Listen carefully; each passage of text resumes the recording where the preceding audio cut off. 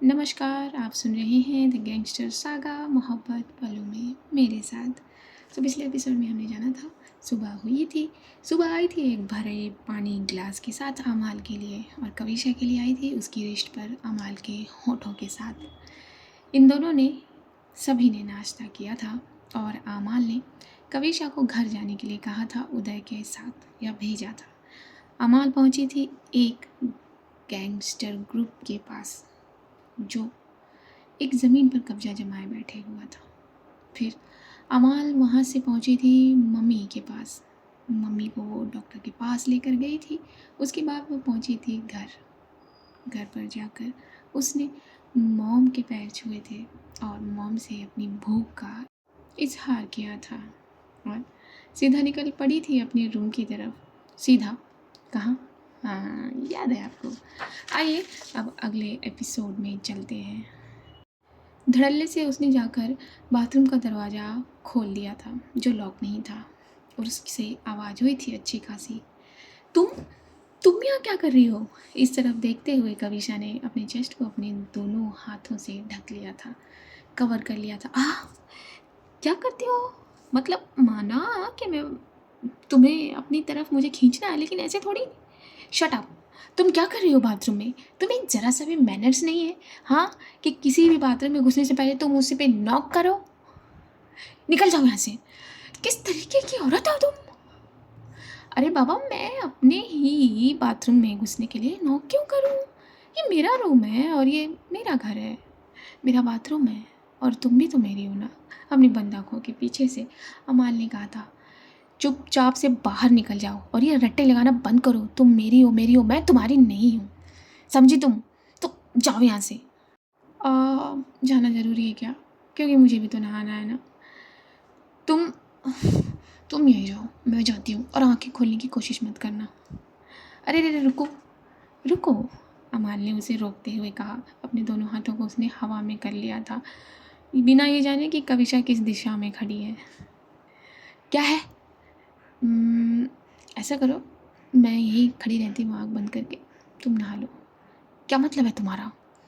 वही मतलब जो मैंने कहा, और ज़्यादा तेज मत बोलो, मॉम को पता चल जाएगा वरना। तो चलने दो, पता उन्हें भी तो पता चले कि उनकी बेटी किस किस्म की है। बिल्कुल ठरकी हो तुम। अरे रे, ठरकी मैं कैसे हुई? ठरकी तो जब होती ना, जब मैं तुम्हें ताड़ रही होती। मेरी तो आंखें बंद हैं, देखो। अपने कंधों को उचका लिया था अमाल ने अपनी बात कहकर। तुमसे कोई उम्मीद कैसे की भी जा सकती है? इतनी देर से तुम मेरे बारे में ये सब बोल रही हो, इतनी देर में तो तुम नहा चुकी होती, अमाल ने कहा। हाँ, बहुत बातें निकल रही है ना तुम्हारी आज। हाँ, निकल तो रही है, और भी कुछ निकल सकता है अगर तुमने जल्दी नहीं किया तो। क्या मतलब? अरे मेरा मतलब सुसु सुसु भी तो करना होता है इंसान को। छी, चुप, बिल्कुल चुप। जहाँ खड़े हो वहीं खड़े रहो। कविशा ने डांटते हुए चुप करा दिया था यहाँ अमाल को। मैं तो वहीं खड़ी रहूँगी, लेकिन उसको खड़े रहने से क्या मतलब? उसे मेरा मतलब अगर वो अपने प्रेशराइज पॉइंट से ऊपर चला गया तो मैं भी कुछ नहीं कर पाऊँगी। फिर से अपनी बंद आँखों के साथ अपनी हथेलियों को सरेंडर करते हुए अपनी बात कह दी थी यहाँ अमाल ने। तो जाओ तुम। पक्का? हाँ जाओ, अंदर जाओ। उसके लिए मुझे अपनी आंखें खोलनी पड़ेंगी, अमाल ने कहा। क्यों खोलनी पड़ेगी? तुम सिर्फ ज़मीन को देखते देखते जा सकती हो ना उस तरफ, तो चुपचाप जाओ, और मेरी तरफ देखने की कोशिश की ना तो मैं तुम्हारी जान ले लूँगी। वो तो तुम ऐसे भी ले रही हो, देखो ना, मेरी आंखें बंद हैं, फिर भी मेरा दिल तुम्हें देख रहा है ना? ये तुम्हारे जिस्म पर पानी की बूंदें जान ही तो ले रही है मेरी। अमाल का रुख दूसरी तरफ था, फिर भी उसकी ये बातें थी। तुम्हारी ये बेतुकी बातें सुनने के लिए मैं यहाँ नहीं खड़ी हूँ। तुम अंदर जाओगी या मैं तुम्हें बाहर धकेल दूँ?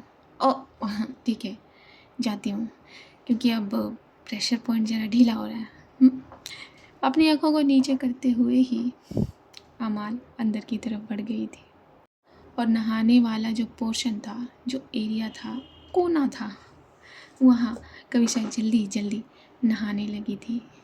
नहाकर उसने फटाफट से अपने कपड़े पहने थे। बिल्कुल बदतमीज और बेहिज इंसान है। इसे जरा सी भी शर्म नहीं है कि कोई नहा रहा है। पता नहीं किस मुहूर्त में मेरे पल्ले पड़ी है। अपने माथे पर टैप किया था कविशा ने अपनी बात कहते हुए और अपने कदमों को बाथरूम से बाहर की तरफ मोड़ दिया था। वहाँ उदय अपनी फटफटिया पर कुछ तफरी कर रहा था एक रास्ते पर। तभी उसकी जो फटफटिया थी वो रुक गई थी। अरे प्रिया, तुम? उसकी बात पर पलटी थी प्रिया, जो कुछ सब्जियां खरीद रही थी। तुम यहाँ क्या कर रहे हो? और तुमने मुझे क्यों टोका? प्रिया ने उदय से कहा। नहीं नहीं नहीं, माफ़ करिएगा, टोका नहीं आपने। मैंने मतलब, अरे एक तो पता नहीं क्या हो जाता है, जब आप मेरे सामने आती हैं तो मेरे शब्द ही अपनी वर्णमाला बदल देते हैं। मैंने टोका नहीं आपको, मैंने तो पुकारा आपको बहुत प्यार से। प्रिया चुप रहो, मेरा नाम मत लो। अरे नाम न लूँ तो तुमसे बातें कैसे करूँ? तो तुम्हें किसने कहा है मुझसे बात करने के लिए? प्रिया ने भौं को सिकोड़ा था और भिंडी वाली थैली को अपने झोले में डाला था। अरे मैं पकड़ लेता हूँ ना झोला, लाओ ना, दो ना प्लीज़। प्रिया पहले तो मेरा नाम लेना बंद करो तुम। और मैं तुम्हें अपना झोला क्यों दूँ? मैं अपना झोला उठा सकती हूँ। हाँ हाँ, उठा सकती हो आप, लेकिन मैं उठा लूँगा तो भिंडी वज़न से कम थोड़ी हो जाएगी। प्लीज़ मानो ना बात को, बॉस मुझे मार डालेंगे। तो तुम क्या मतलब, तुम ये सब अमाल के कहने पे करती हो? अरे नहीं नहीं नहीं नहीं, बॉस ने मुझे ये नहीं कहा करने के लिए, लेकिन जब बॉस को पता चलेगा कि आप ये थैला अपने इन नाजुक नाजुक प्यारे प्यारे हाथों से उठा कर ले जा रही हो, तो बॉस तो मुझे डांटेंगे ना। अरे डांटेंगे क्या, वो छत पे से ले जाके नीचे फेंक देंगे। तो प्लीज़, अगर आप मेरी हड्डियाँ टूटने से बचाना चाहती हो तो प्लीज़ ये झोला मुझे दे दो, और जो खरीदना खरीदो, बिंदास। पूरी पूरी मार्केट अपनी है। हाँ जानती हूँ, पूरी मार्केट तुम्हारी है, लेकिन मैं अपनी सब्जियाँ खुद लूँगी और अपना झोला भी खुद उठाऊँगी। ये कहते हुए प्रिया आगे बढ़ी थी, अपनी फटफटी को अपने पैर से चलाते हुए। उदय भी आगे चलने लगा था। अरे सुनिए ना प्रिया, मैं कह रहा हूँ ना मुझे झोला दे दीजिए। ये कहते हुए वो प्रिया के पीछे हुआ था। नहाकर अमाल भी वापस आ गई थी और आते ही उसकी नज़र कविशा पर पड़ी थी, जिसने एक खूबसूरत हल्के आसमानी कलर का दुपट्टा अपने कंधे पर रख लिया था और उसका सूट प्योर वाइट था, जिस पर काम हुआ था जरी का काम।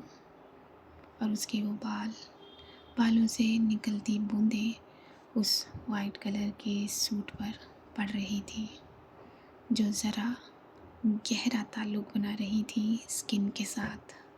बस उसी पर नज़र अटक गई थी आमाल की, और इस बात से बेखबर कविशा टेबल पर सामने शीशे में देख भी नहीं रही थी, लेकिन अपने कानों में स्टड पहनने की कोशिश कर रही थी, जिसकी भवें सिकुड़ी हुई थी।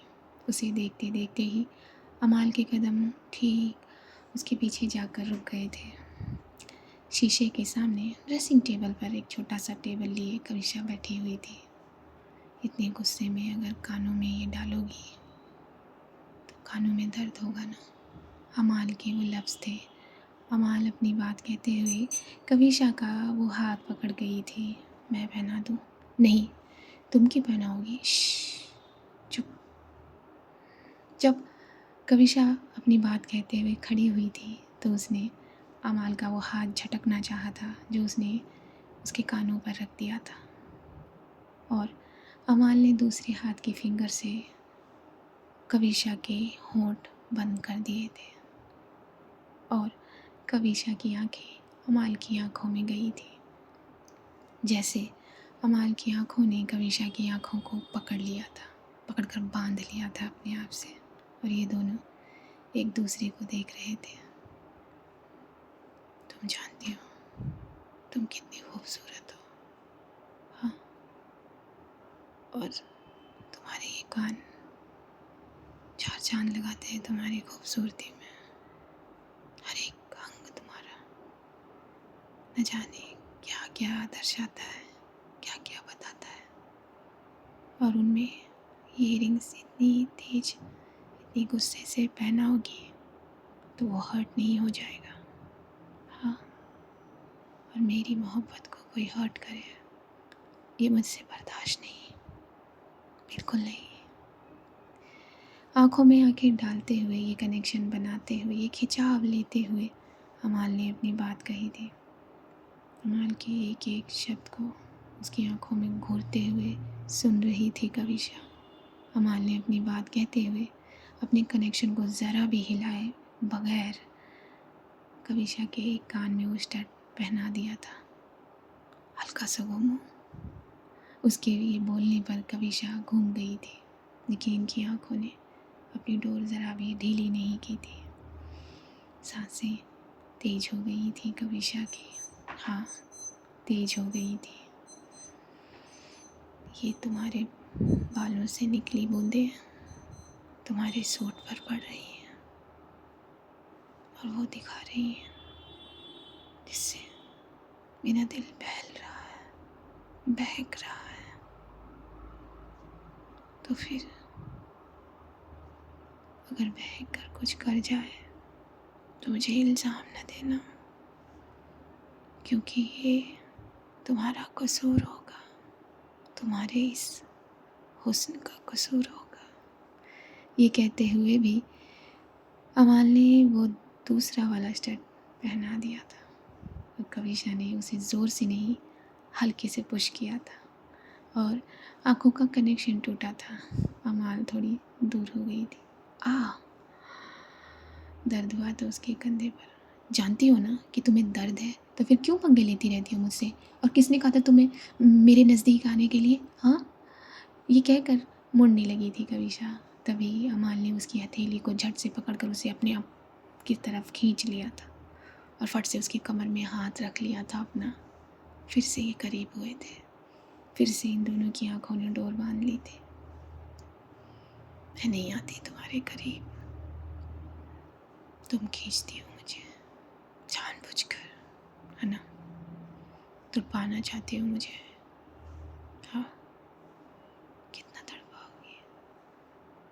सारी उम्र तड़पने के लिए तैयार हूँ, तो जितना चाहे तड़पा लो, जितना चाहे तड़पा लो। छोड़ो मुझे। अपनी तेज सांसों से फिर से कविशा ने अमाल को दूर कर दिया था और यहाँ से वो बाहर की तरफ बढ़ गई थी। हर सांस के साथ काटती है मुझे, हर सांस के साथ। न जाने कौन से मुहूर्त में ऊपर वाले ने इसे बनाया है। ऊपर वाले का भी कर्ज हो गया है मुझ पर, जो मेरे लिए उसने इसे बनाकर उतार दिया है ज़मीन पर। हाँ, मैं कर्जदार हो गई हूँ उसके। कविशा, मेरी कविशा। ये कहते हुए अमाल मुस्कुराई थी और शीशे की तरफ मुड़ गई थी। और जब शीशे में अपने आप को देखा था, अपने आप को देखकर जरा शर्म खा गई थी। उसके गाल लाल हो गए थे। अब ये सभी लोग नाश्ते पर बैठ रहे थे और रूही ठीक सामने बैठी थी कविशा के। मॉम ने फट से एक निवाला तोड़कर अमाल को खिलाया था। अमाल के बाद रूह को खिलाया था और तीसरा निवाला तोड़कर कविशा के चेहरे के आगे किया था। ले खा, मॉम ने कहा। मॉम की आंखों में देखा था कविशा ने और अपना निवाला चबाते हुए अमाल कविशा की तरफ देखकर मुस्कुरा रही थी। मैं? हाँ हाँ, तू ही बैठी है ना यहाँ, तुझे ही खिला रही हूँ, तेरे भूत को तो नहीं खिला रही। चल मुँह खोल और जल्दी खा। मैं खुद खा सकती हूँ। हाँ हाँ, तू सब कुछ कर सकती है इस दुनिया में।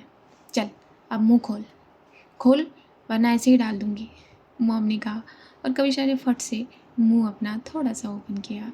मॉम ने बड़े प्यार से उस निवाले को कविशा के मुंह के सुपुर्द कर दिया। चल खाओ।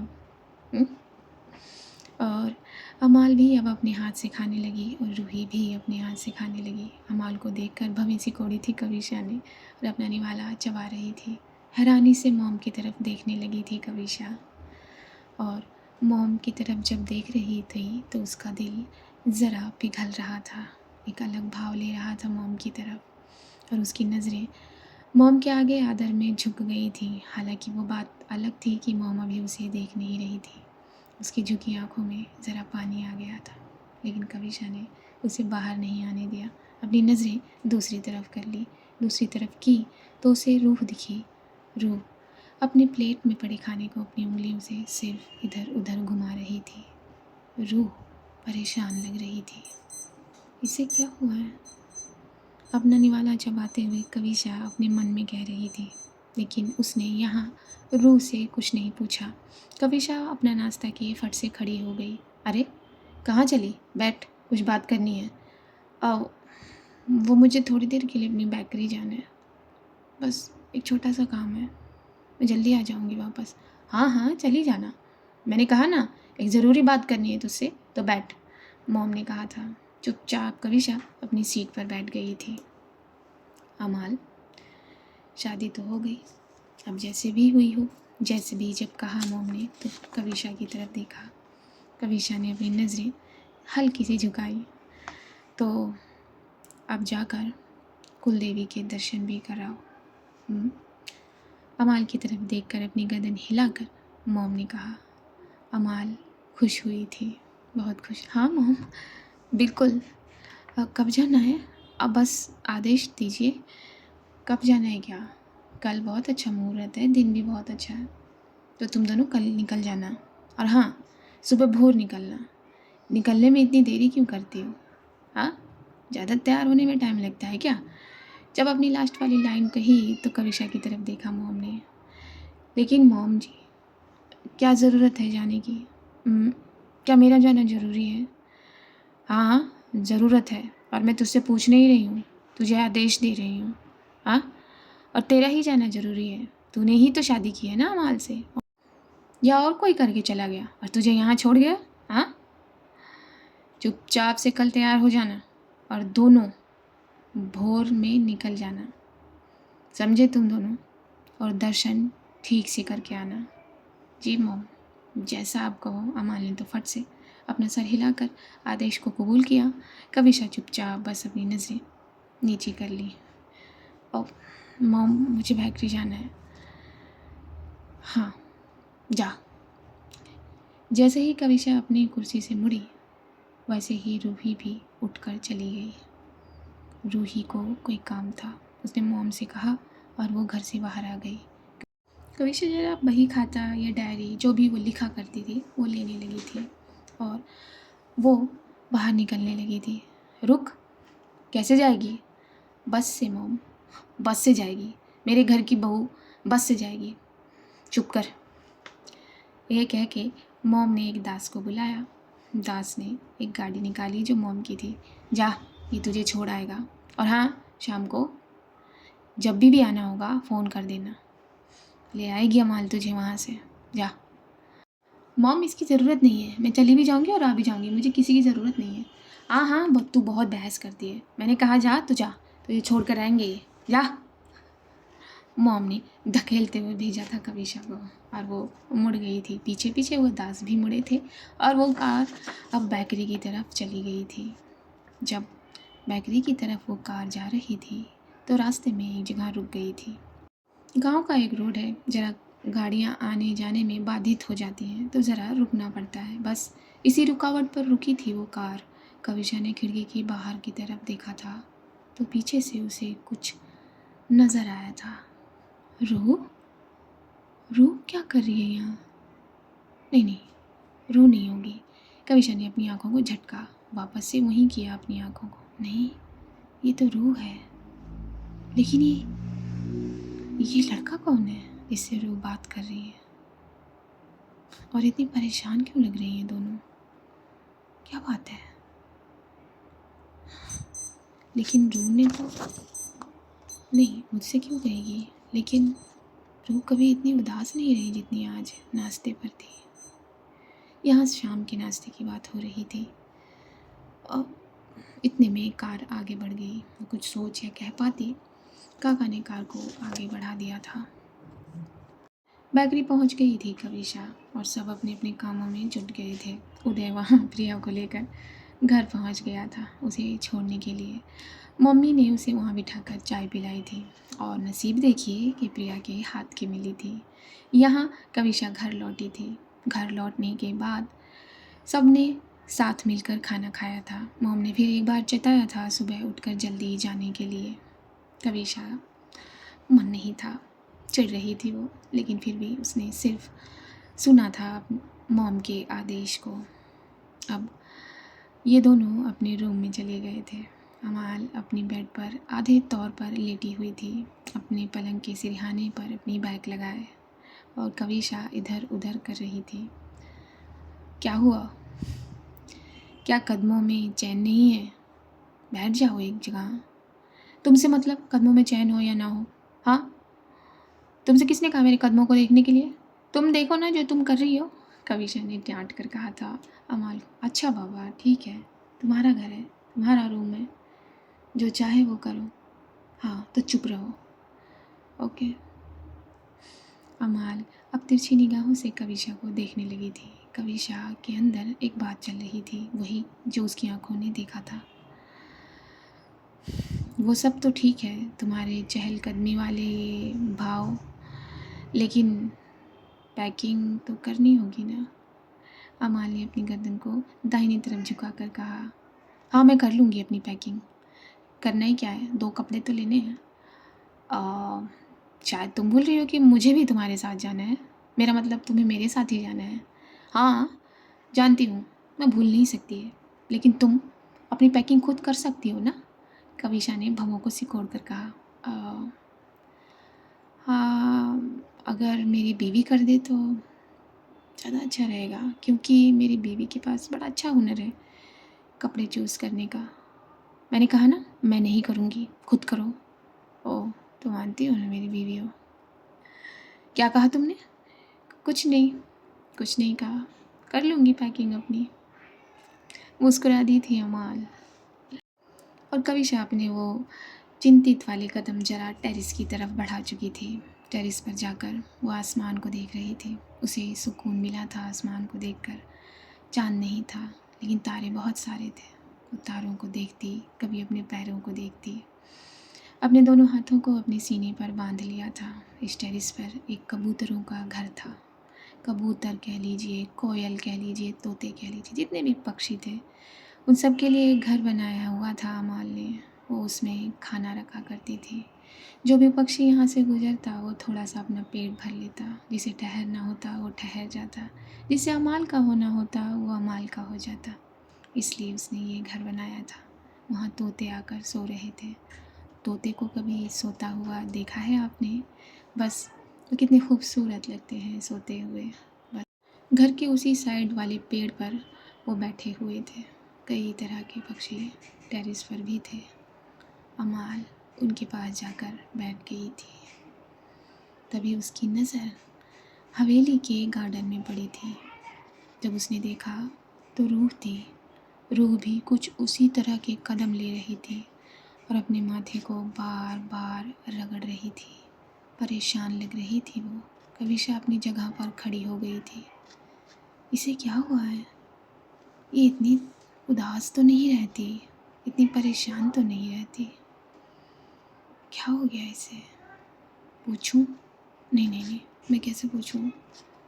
नहीं, पूछने में क्या हर्ज है, वो भी तो मेरी प्रिया जैसी है ना, पूछ लेती। ये कहकर कविशा ने अपने कदम सीढ़ियों की तरफ किए थे, और कविशा के कदमों ने बड़ी जल्दी सीढ़ियों को छोड़ दिया था। वो ठीक रूही के पास आकर खड़ी हो गई थी, जिसका बैक साइड उसके सामने था।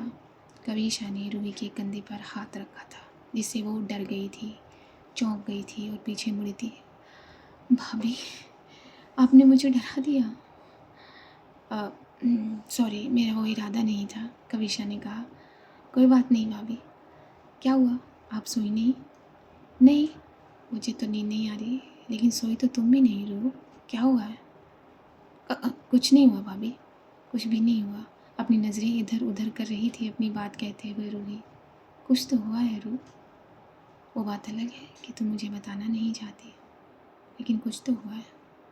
चलो मेरे साथ। कविशा ने रूही का हाथ पकड़ा था। और वो गार्डन में बने कुर्सी टेबल के पास पहुंची थी। बैठो। रूही भी बैठ गई थी अपनी भाभी के कहने पर। कविशा ठीक उसके सामने बैठी थी। तुम परेशान हो, ये साफ साफ दिख रहा है, लेकिन क्यों हो? क्या तुम मुझे ये बता सकती हो?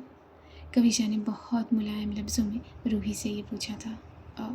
नहीं भाभी, ऐसी कोई बात नहीं है, बस एग्ज़ाम्स की थोड़ी टेंशन है और कुछ नहीं। उसकी बात पर उसे देखती नज़र आई थी कविशा। अच्छा, चाय पियोगी? हाँ पीऊँगी। आप बनाएंगी? हाँ मैं बनाऊँगी। तुम बैठो, मैं बना कर लेकर आती हूँ। ठीक है? ठीक है भाभी। भाभी? हाँ। जाती हुई कविशा मुड़ी थी। थैंक यू, इसकी कोई ज़रूरत नहीं है। मैं चाय लेकर आती हूँ। कविशा ने अपने कदम अंदर की तरफ कर दिए थे।